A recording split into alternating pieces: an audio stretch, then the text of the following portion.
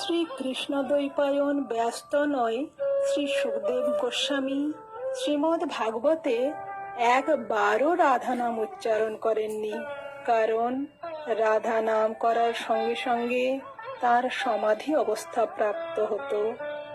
শ্রীকৃষ্ণতে জগৎ মোহিত হয়, আর সেই শ্রীকৃষ্ণ করজোড়ে দাঁড়িয়ে থাকেন শ্রীমতী রাধারানীর অপার্থিব প্রেমের আশায়।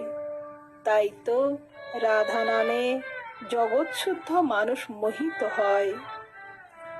আর সেই রাধা নামের মহিমা বর্ণনা করবে সাধারণ মানুষ? এও কি সম্ভব? আসুন আমরা সুশ্রী সুপর্ণা চট্টোপাধ্যায়ের কণ্ঠে আর একটি গান শুনে নিই, আমার রাধা নামের একই মহিমা। গীতিকার শ্রীযুক্ত জগদীশ চন্দ্র নস্কর।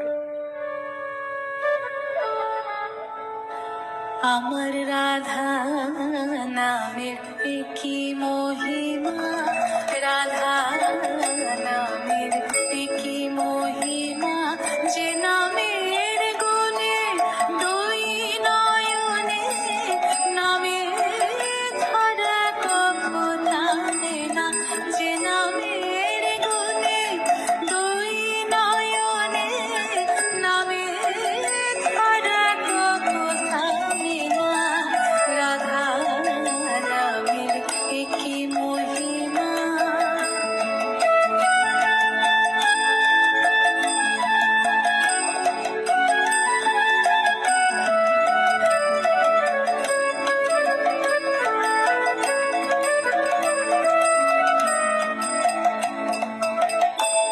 যে নামে সাদের মোহন বাসি, কাঁধে বসে দিবানিশি, যে নামে সাদের মোহন বাসি, কাঁধে বসে দিবানিশি, সেই নামে যত সাধু ঋষি দেখে সুখে প্রেমের যমুনা, রাধা নামের কি মহিমা।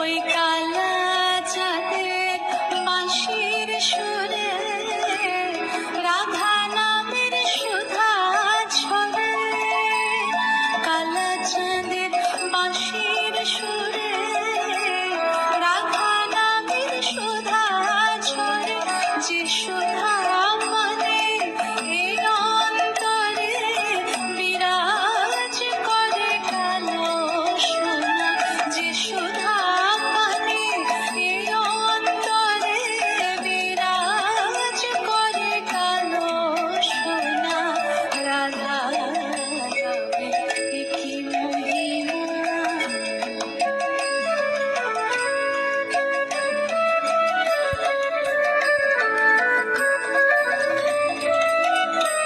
সেই সোনা পেয়ে আমি খুশি, সদাই আঁখি নীরে ভাসি, সেই সোনা পেয়ে আমি খুশি, সদাই আঁখি নীরে ভাসি, তাই দেখে ওই কালো শশী আর তো আমায় ছাড়ে না, তাই দেখে ওই কালো শশী আর তো আমায় ছাড়ে না, রাধা নামের কি মহিমা, আমার রাধা নামের